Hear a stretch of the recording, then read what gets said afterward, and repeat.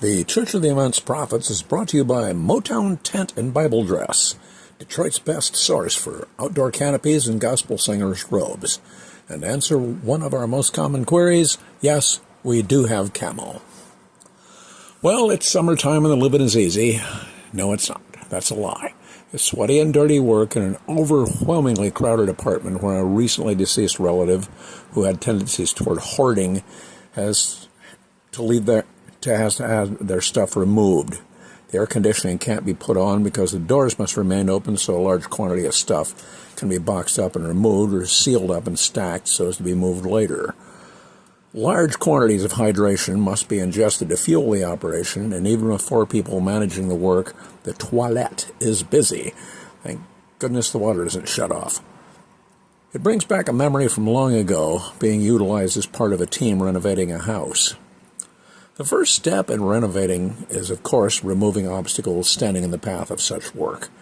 And in this case, a house in the 1920s had to have its bathroom stripped down to the bare studs that anchored the walls, so the repair for water damage could be found and corrected.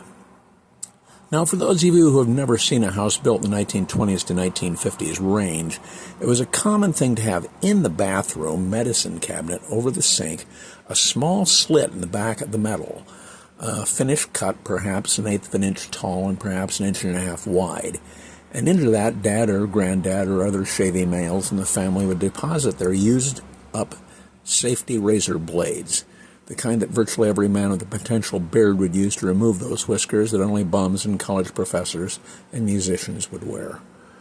Those blades, for those of you who have never seen them, were about 1.25 inches by 3/4 inch rectangles of steel, about the thickness of a file card, sharpened so as to cut the absolute hell out of you if you mishandled them. And they were inserted into the razor holder and used for a few shaves until the blades got dulled, at which time they'd be removed from the razor and the blade pushed through that little slot at the back of the medicine cabinet, never to be thought of again.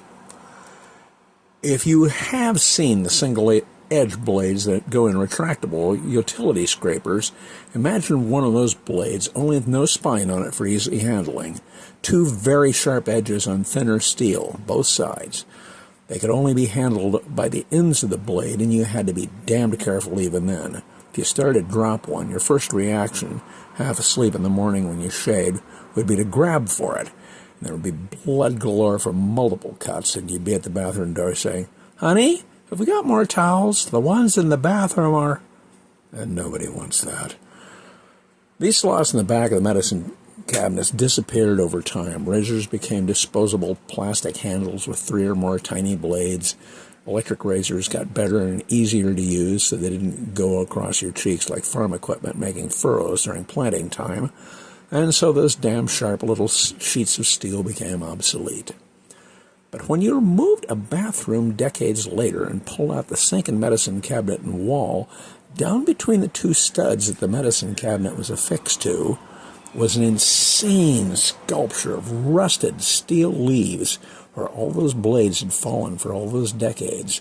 And in the humidity of the bathroom, which permeated even that space, a science fiction creature from an early Star Trek episode lived. It took me a lot of years to realize that with every day a guy shaved that face of his and pushed the blade down that slot before he went to work for a job he probably didn't like very much, some dreams went with him.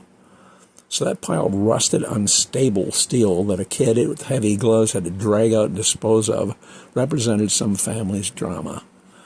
Safety razor my ass. There is no safety.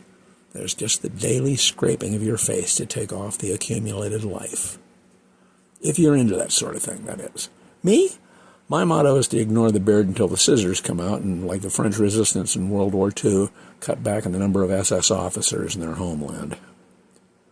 This copyrighted presentation of the Church of the Immense Prophets has been brought to you by kale, the vegetable that's only fit to be fed to animals you don't like.